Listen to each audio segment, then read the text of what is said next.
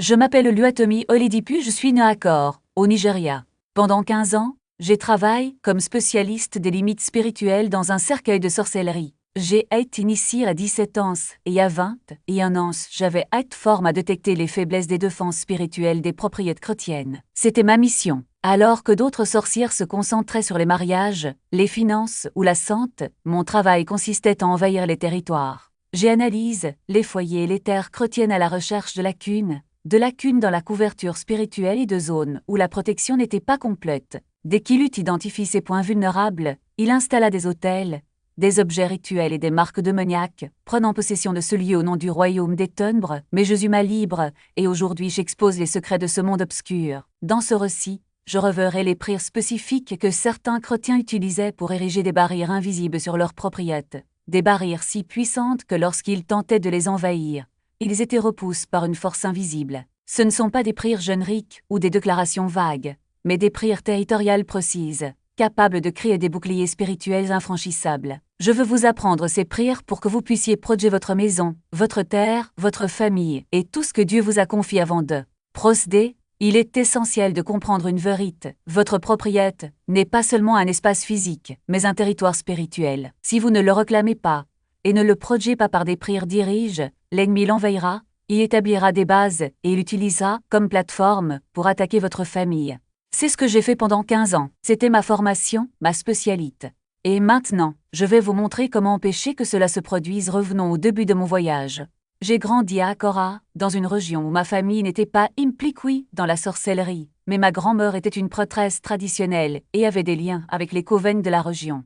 Adolescente, j'étais rebelle, en colère contre mes parents et fatiguée de la pauvreté. À 17 ans, ma grand-mère m'apprenant une femme appelée Mama Abik, membre de haut rang d'un clan d'Akure. Elle m'a dit, « Tu as une vision spirituelle, tu vois ce que les autres ne voient pas. Si tu me laisses te former, tu ne seras plus jamais impuissant. » J'étais deux esprits en colère et je manquais de discernement. J'ai accepté cette même nuit, Mama Abik m'a emmené dans un sanctuaire forestier, où j'ai été initié dans un cercueil. Ils m'ont donné un nom spirituel, on marque mon épaule gauche, et m'ont dit qu'à partir de ce moment, j'appartenais au royaume des ténèbres. Pendant les 2 premières années, j'étais juste un apprenti, transmettant des messages entre sorcières, préparant du matériel rituel et apprenant les bases du fonctionnement du clan. Mais à 19 ans, Mama Abik m'a appelé et m'a dit « Le moment est venu d'apprendre votre véritable mission » et m'a emmené dans une maison chrétienne à Akure.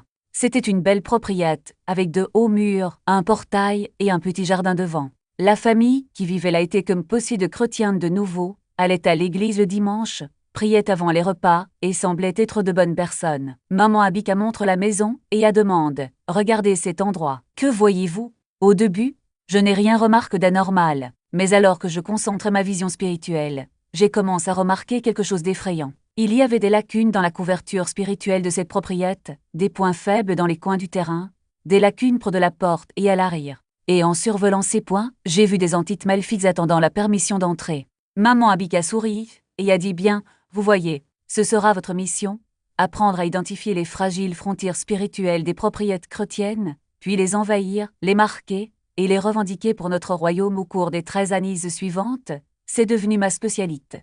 J'ai été formé pour étudier les foyers chrétiens et détecter 3 types de lacunes spirituelles. Le premier concernait les coins non proches.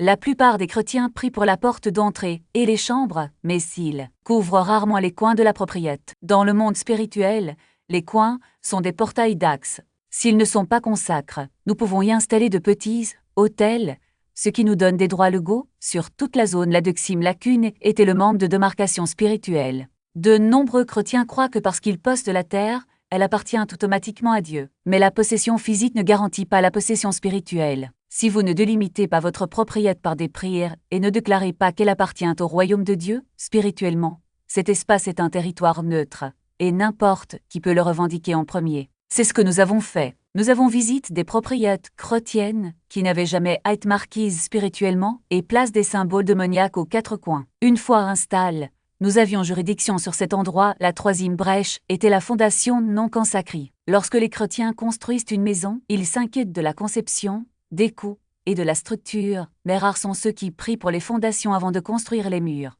Cependant, la fondation est cruciale sur le plan spirituel, car elle détermine ce qui peut être construit dessus. S'il n'est pas béni et de dire à Dieu, l'ennemi peut insérer des malédictions directement dans la base du bâtiment. Et ces malédictions affecteront tous ceux qui y vivent pendant des générations. Je me spécialise dans la localisation et l'exploitation de ces failles, devenant ainsi extrêmement efficace pour ce faire. Je vais donner un exemple concret de la façon dont j'ai agi. Il y avait un chrétien appelé Adéami, fonctionnaire à Acurie. Il venait d'être promu, et grâce à l'augmentation de salaire, il a réalisé un rêve, acheter un terrain et construire sa propre maison pour sa famille. Le terrain était situé en périphérie de la ville, dans un endroit calme, à proximité d'une route principale. Il engagea des constructeurs et les travaux commencèrent. Les fondations ont été posées en août, les murs ont été posés en septembre, le toit était prêt en octobre et la maison était terminée en novembre. Adéami a déménagé avec sa femme et ses enfants, plein d'espoir. Il pensait qu'enfin, les choses s'amélioreraient. Mais ils ont commis une erreur cruciale. Il n'a jamais pris pour les fondations avant de construire les murs, n'a jamais consacré les limites de la propriété ni déclare qu'elle appartenait à Dieu pris pour les coins de leur propriété. Ils n'ont jamais invoqué la protection spirituelle de Dieu à leur porte. Ils pensaient simplement que parce qu'ils étaient chrétiens et qu'ils payaient leurs dîmes, le Seigneur protégerait automatiquement leur foyer. Cette hypothèse était fausse. Quelqu'un jaloux de la promotion de Adéami engage un expert en démarcation spirituelle, un spécialiste des liens, pour saboter sa vie. L'objectif était clair. Lui faire perdre son emploi, sa maison et être humilié. Le salaire était généreux et la tâche m'a été confiée par Mama Abiké, l'une des dirigeantes les plus puissantes de notre clan. Elle m'a dit « Chaque mot que je prononce maintenant est un ordre. Si vous parvenez à envahir cette propriété et à détruire cette famille, vous serez promu expert principal en démarcation spirituelle. Ne me décevez pas, j'ai accepté la mission et j'ai commencé le travail. Pendant 3 jours, j'ai observé la propriété de loin, étudiant les habitudes de la famille. J'ai noté les heures où il se réveillait, partait au travail et à l'école, revenait et s'endormait. J'ai également analysé la couverture spirituelle du lieu. Ce que j'ai vu a rendu ma tâche absurdement simple. Il n'y avait là aucune protection spirituelle. Les coins de la propriété n'étaient pas gardes, les frontières n'étaient pas bloquées, les fondations n'avaient pas été bénies et les portes n'avaient pas de gardien spirituel. C'était comme si la maison ne demandait qu'à être envahie la 4e nuit. Je suis arrivé à la propriété à 1h du matin. Tout le monde dormait profondément. J'ai marché jusqu'au portail et sans aucune résistance, je l'ai ouvert et je suis entré. Et il n'y avait aucune barrière spirituelle, aucun ange ne bloquait mon chemin.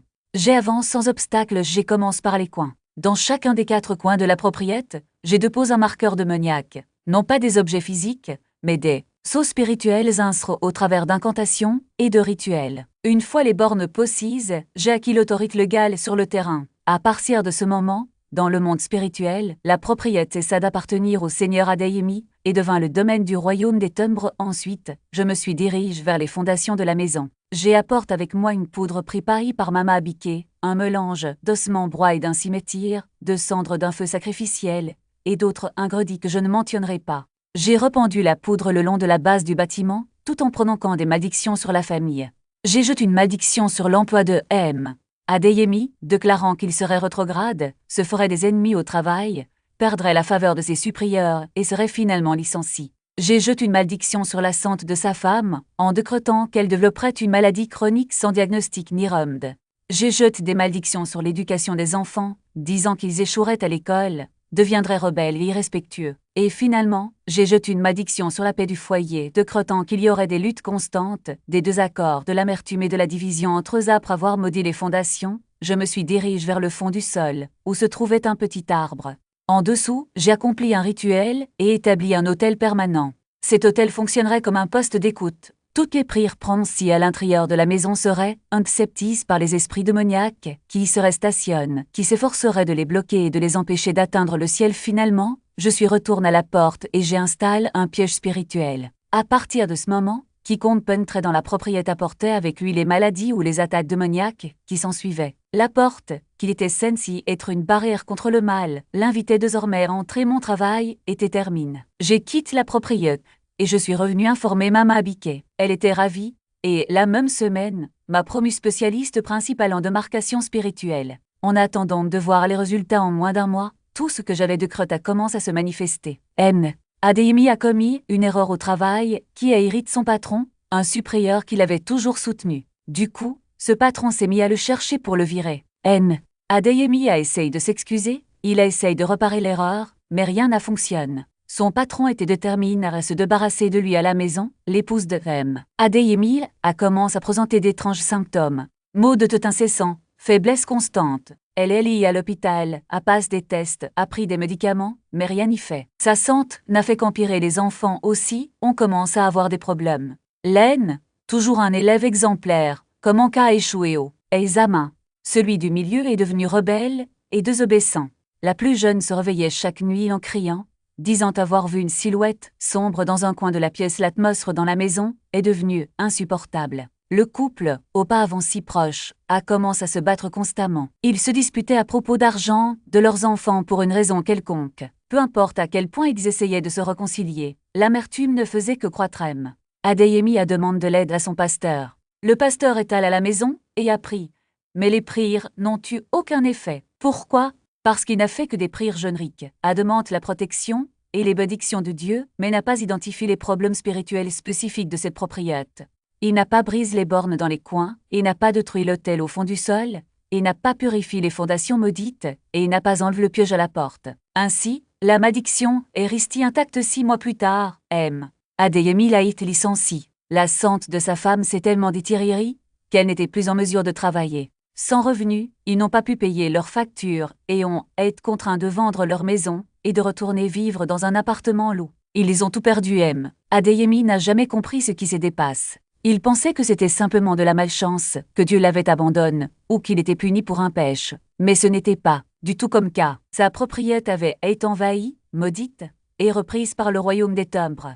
Et parce qu'il ne savait pas comment le protéger, parce qu'il ne connaissait pas les prières territoriales spécifiques, il a tout perdu. C'est une histoire vraie. Et ce n'était pas un cas isolé. Au cours de mes 15 années au sein du Coven, j'ai fait cela avec des dizaines de familles chrétiennes. Et je n'étais pas le seul. Il y avait des centaines d'experts en démarcation spirituelle comme moi, opérant dans des villes du Nigeria et du monde entier, pillant les propriétés chrétiennes, installant des hôtels et maudissant les familles, mais il y avait certaines propriétés chrétiennes auxquelles je ne pourrais jamais toucher. C'étaient ceux dont les propriétaires savaient acheter un terrain pour construire le temple. L'emplacement était stratégique. Il se trouvait dans une zone à fort trafic, à proximité d'un marché à Nîmes. Mais ce qu'ils ne savaient pas, c'est que cette terre avait déjà été la cible de démarcation spirituelle des années auparavant. Un groupe de sorciers locaux avait enterré des objets rituels aux 4 coins de la propriété, établissant ainsi une sorte de contrat spirituel sur le terrain. Lorsque le pasteur en haut commence la construction, des choses étranges commencent à se produire.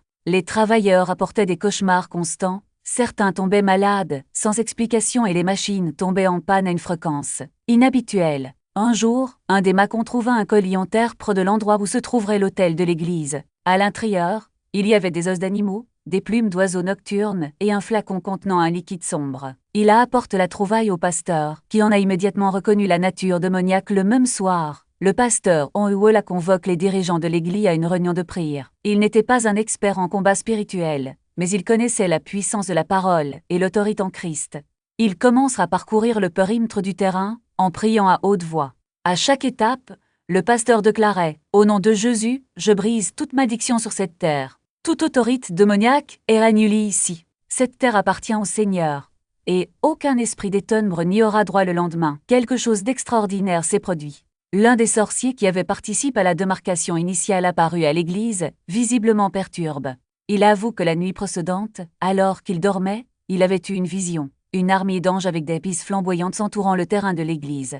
Il se réveille panique, ressentant une douleur physique insupportable, comme si quelque chose lui était arraché. Lorsqu'il essaya de se relever, il réalise qu'il ne pouvait plus marcher. Ses membres étaient paralysés, il a été transporté d'urgence à l'hôpital, mais les médecins n'en trouvent aucune cause physique à la paralysie. C'est alors qu'il comprit. La prière du pasteur avait brisé la domination spirituelle que lui et ses compagnons avaient établie sur cette terre. Il demanda pardon et au même moment, retrouva ses mouvements. Plus tard, cet homme s'est converti et est devenu l'un des membres les plus actifs de l'Église. Cette histoire illustre un principe fondamental. Lorsque vous marquez les limites spirituelles de votre propriété, vous ne vous contentez pas de prier, vous établissez une juridiction céleste.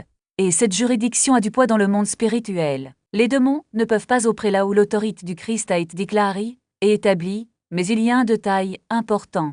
La prière de démarcation n'est pas un rituel magique. Cela ne fonctionne pas simplement en repetant des mots. Cela fonctionne parce que vous exercez l'autorité que Christ vous a donnée en tant qu'enfant de Dieu. Lorsque vous déclarez que votre propriété appartient au Seigneur, vous activez la protection divine sur cet espace. Et lorsque vous scellez les coins et franchissez les limites, vous dites à l'ennemi, « Ici, ma parole a du pouvoir. Ici, le sang de Jésus règne. » Il ne suffit donc pas de prier une seule fois.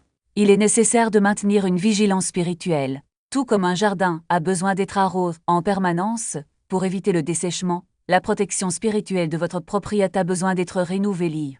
Cela ne signifie pas que vous devez vivre dans la paranoïa, mais plutôt que vous devez cultiver une vie de prière et de dépendance envers Dieu. Priez régulièrement dans les coins de votre maison. Parcourez le périmètre de votre propriété de temps en déclarant la souveraineté du Christ. Et surtout, vivez une vie qui honore Dieu, car la plus grande protection ne vient pas seulement des prières que vous dites, mais aussi de la vie que vous vivez maintenant. Laissez-moi vous apprendre la troisième prière, la prière de délivrance. Cette prière s'adresse à ceux qui ont déjà identifié que leur bien ont été spirituellement envahi. Peut-être avez-vous trouvé des objets étranges en terre dans la cour, ou peut-être avez-vous remarqué des chemins d'oppression dans votre famille, maladies récurrentes, conflits inexpliqués, rêves troublants. Si tel est le cas, cette prière est pour vous tout d'abord. Vous devez identifier les points d'intrusion.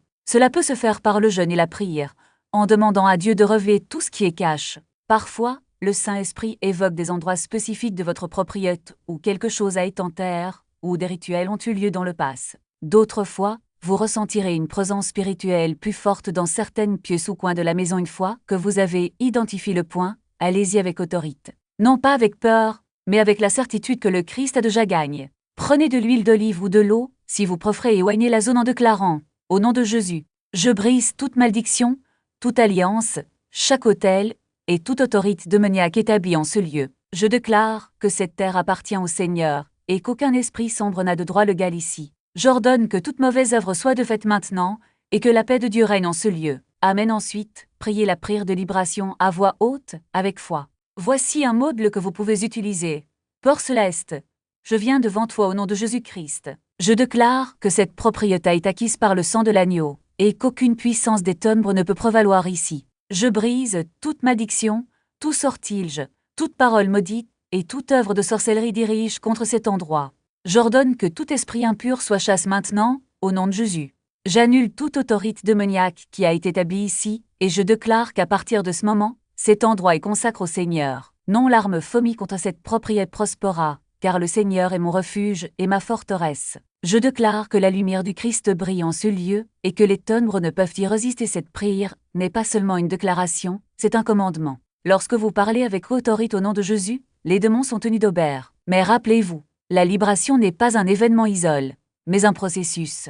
Après avoir prié, il est important de garder la maison spirituellement propre. Cela signifie éviter tout ce qui pourrait ouvrir les portes à l'ennemi. Les chansons ou paroles occultes, les objets de superstition, les films ou les livres qui glorifient le mal. Cela signifie également remplir la maison de la présence de Dieu, à travers l'adoration, la lecture de la Bible et la communion fraternelle avec d'autres croyants. Si vous sentez que l'oppression persiste, n'hésitez pas à demander l'aide de chefs spirituels mûrs. Parfois, la bataille nécessite une armée, et Dieu lève des gens dotés de dons spécifiques pour les aider à la délivrer. Mais n'oubliez jamais, la plus grande arme dont vous disposez est le nom de Jésus, et ce nom suffit à briser n'importe quelle chaîne qui faisait face à une terrible crise. Le mari, un homme de foi, avait construit une maison pour sa famille, mais depuis qu'ils ont emménagé, tout semblait aller de travers. Sa femme souffrait de dépression, ses enfants faisaient des cauchemars constants et les finances de la famille étaient en ruine. Ils ont pris jeûne, mais rien n'a changé. C'est alors que le clan ricote la mission d'enquêter. Lorsque nous sommes arrivés sur les lieux, nous avons réalisé que quelque chose n'allait vraiment pas. Il ne s'agissait pas simplement d'une simple oppression spirituelle. Il y avait quelque chose enfoui sous les fondations de la maison. Nous avons fouillé discrètement à un endroit précis, près de l'entrée principale, et avons trouvé un paquet enveloppe dans du tissu noir, attaché avec des cordes rouges et rempli d'objets macabres. Des os d'animaux, des cheveux, des clous et un morceau de papier avec les noms des familles écrits avec du sang sèche. C'était un sort de fondation, conçu pour entacher tout ce qui était construit dessus. Le chef du clan explique. Quand vous maudissez les fondations, vous maudissez tout ce qui se trouve au-dessus. La maison peut paraître jolie de l'extérieur, mais à l'intérieur, c'est un gouffre de destruction. Et c'est exactement ce qui se passe. La famille vivait dans un environnement où même les prières semblaient rebondir sur les murs, comme si quelque chose les empêchait d'atteindre le paradis, mais ensuite, quelque chose a changé.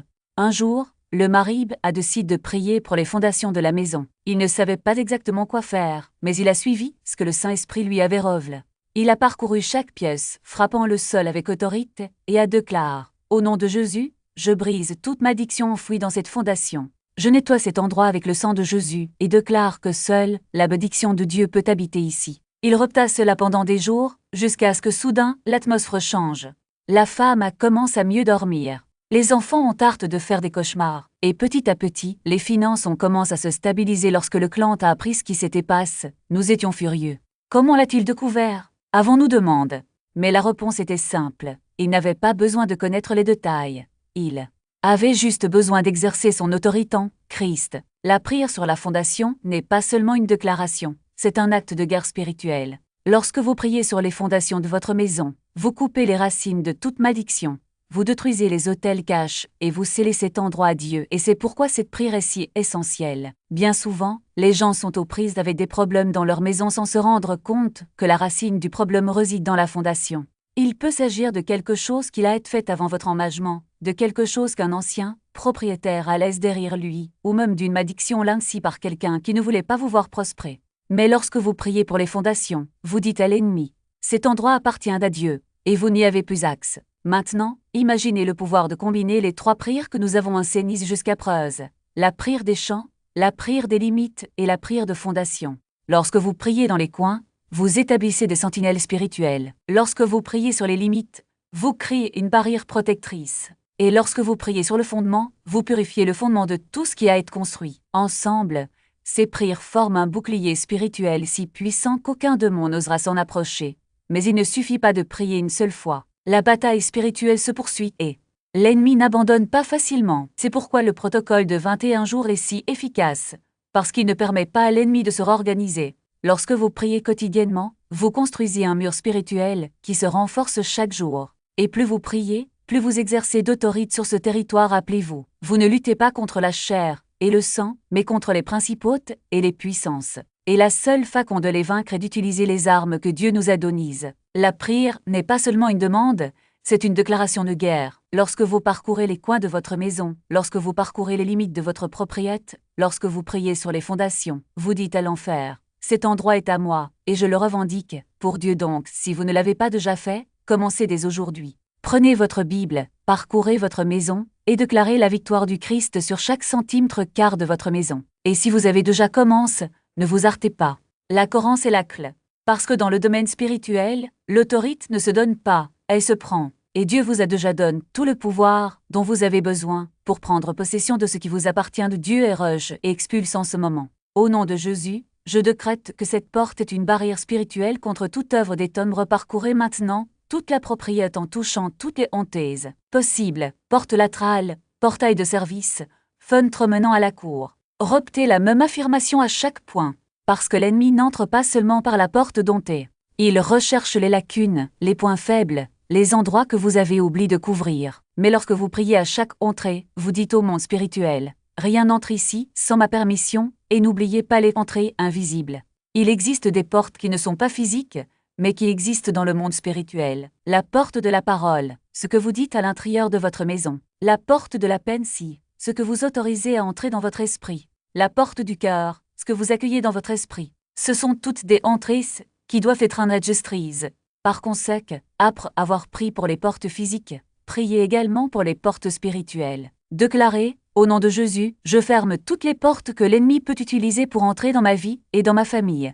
J'annule toute parole négative, toute pensée impure, et toute influence maléfique qui tente de s'infiltrer ici. Mais la prière des portes ne se termine pas lorsque vous avez fini de déclarer. Elle continue la surveillance. Parce que l'ennemi n'abandonne pas facilement. Il va essayer de revenir, il va essayer de trouver une autre ouverture. Par conséquent, vous devez garder cette prière vivante. Chaque fois que vous passez une porte de chez vous, n'oubliez pas de déclarer « à nouveau, cette porte est sous l'autorité de Jésus. Rien n'entre ici qui n'appartienne au Seigneur. » Et si vous ressentez une présence étrange, une atmosphère lourde, ou si vous remarquez quelque chose de place, ne l'ignorez pas. Arrêtez-vous, priez et déclarez la victoire du Christ sur cet endroit. Il existe une histoire qui illustre la puissance de cette prière. J'ai rencontré un couple à Lago qui traversait une période difficile. Ils avaient une belle maison, mais quelque chose n'allait pas. Le mari a commencé à faire des cauchemars constants. la femme a ressenti une présence oppressante dans la pièce, et les enfants se sont plaints de peur la nuit. Ils ont tout essayé, les prières, le jeûne, et même l'onction d'huile sur la maison. Mais rien ne semblait fonctionner. Jusqu'au jour où un frère de l'église leur enseigna la prière aux portes. Ils ont suivi les instructions à la lettre. Le mari se tenait à chaque entrée de la maison, déclarait l'autorité du Christ et ordonnait que tout mauvais esprit soit chassé. Et puis, quelque chose d'incroyable s'est produit. Cette même nuit, le mari fit un rêve. Il a vu un homme vêtu de noir essayer d'entrer par la fenêtre de la chambre, mais un ange la harte. L'ange dit « Cette maison est proche.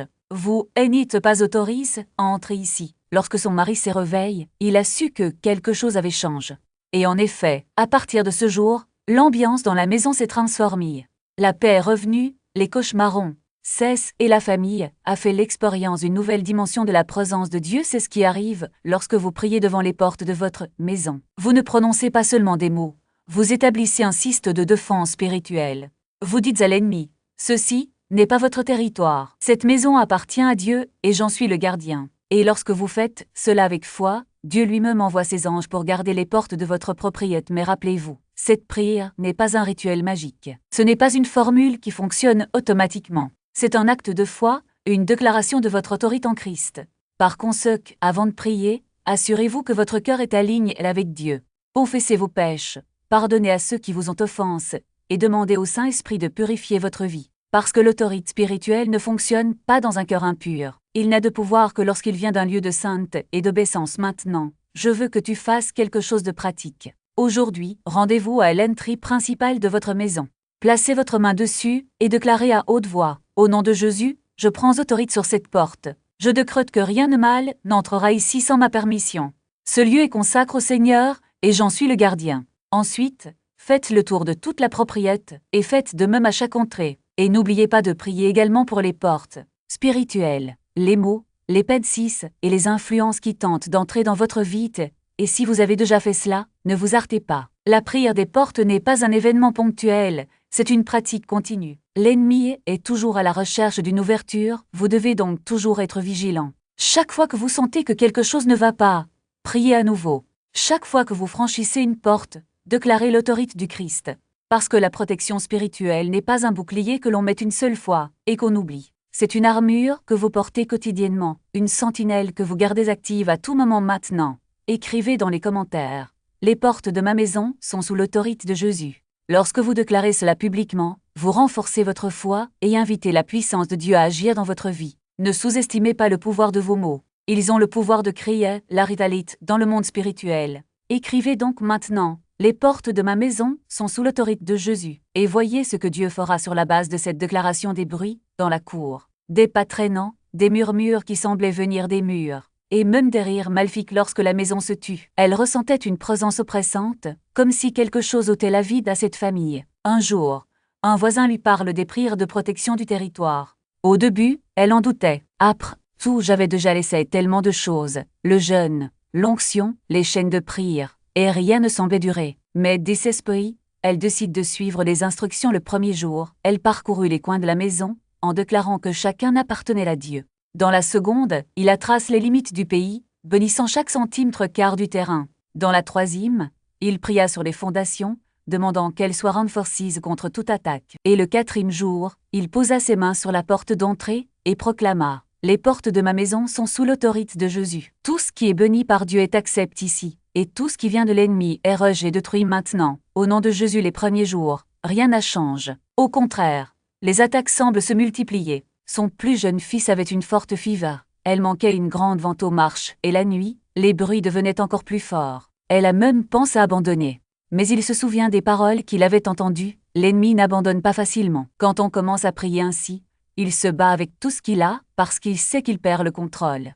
Alors, elle a persisté le septième jour, quelque chose de différent s'est produit. Alors qu'elle priait devant les portes, elle sentit une forte présence à côté d'elle, comme si quelqu'un d'invisible se tenait là à côté d'elle. Ce n'était pas de la peur, c'était un sentiment de protection. Cette nuit-là, pour la première fois depuis des mois, ses enfants dormirent paisiblement. Pas de bruit, pas de cauchemar, pas de pleurs inexplicables.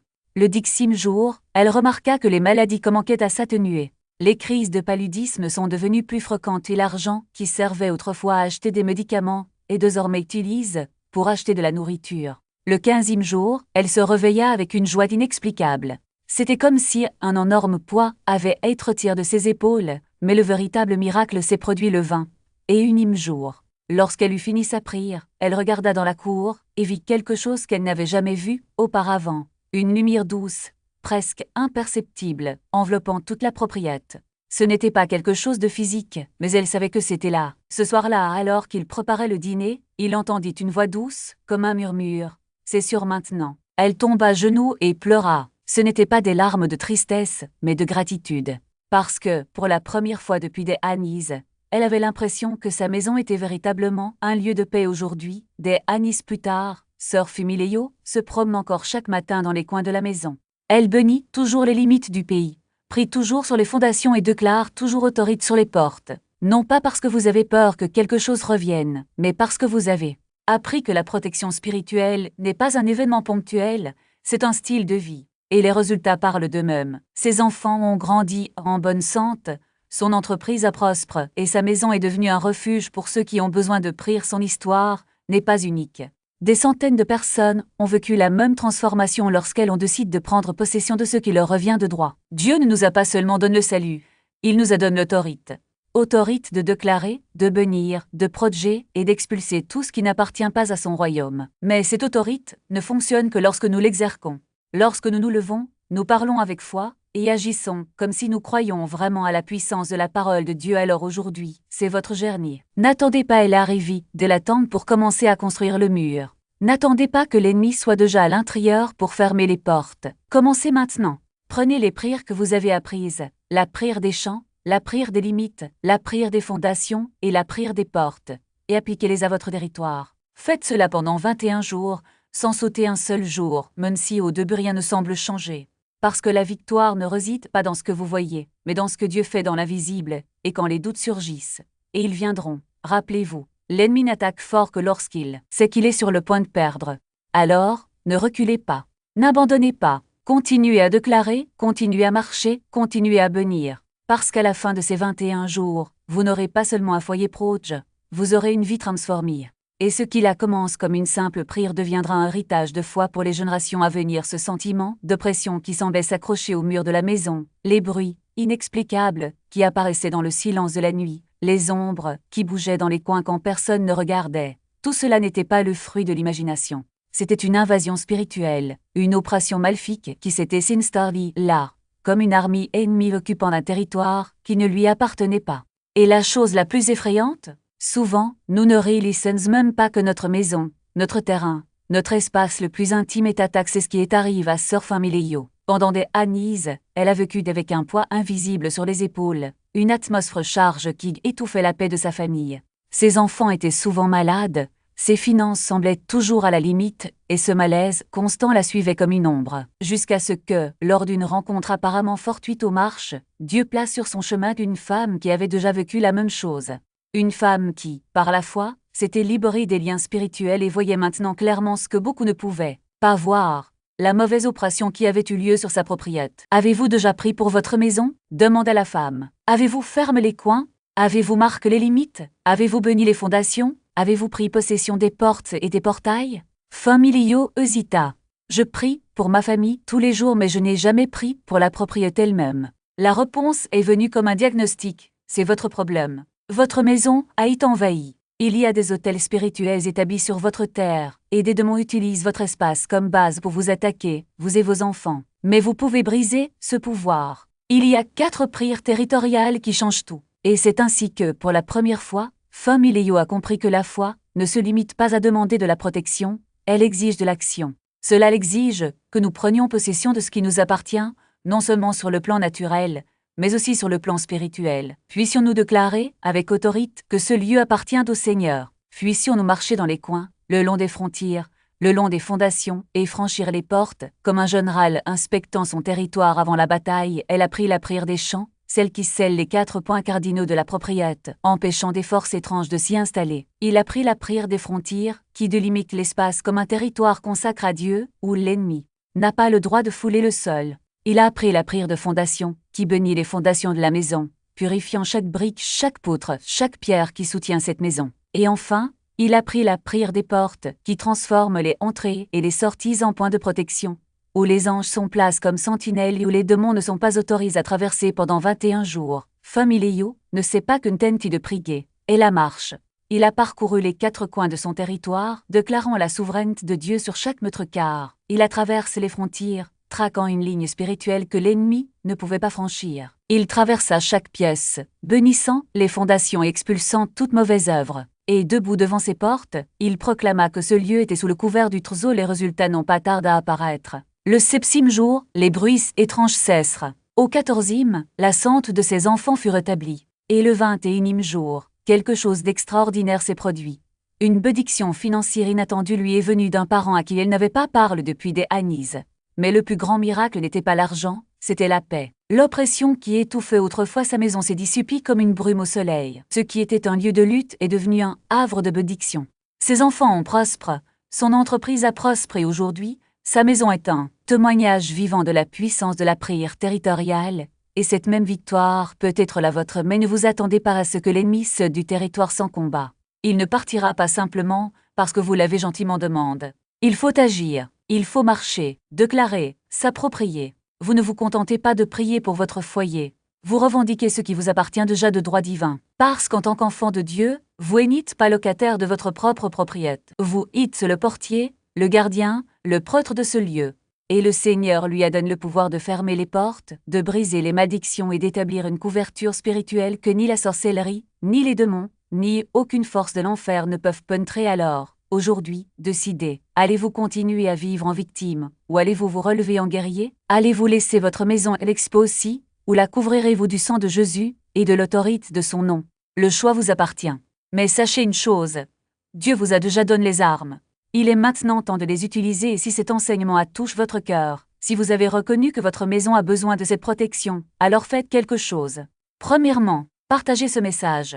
Pensez à quelqu'un qui traverse des difficultés spirituelles dans sa maison, un ami, un membre de la famille, un autre membre d'église. Envoyez-leur cette vidéo. Vous pourriez sauver un mariage, projet, une génération, briser une malédiction familiale. Ne gardez pas cette vérité pour vous doximent. Abonnez-vous à cette chaîne et activez les notifications.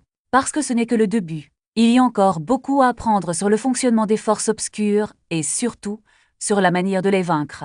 Je révélerai des secrets qui vous permettront de marcher dans une victoire totale, non seulement dans votre maison, mais dans tous les domaines de votre vie. Vous ne pouvez pas manquer ces révélations, n'oubliez pas. Vous n'êtes pas une victime. Vous êtes un enfant de Dieu. Vous êtes prêtre chez vous.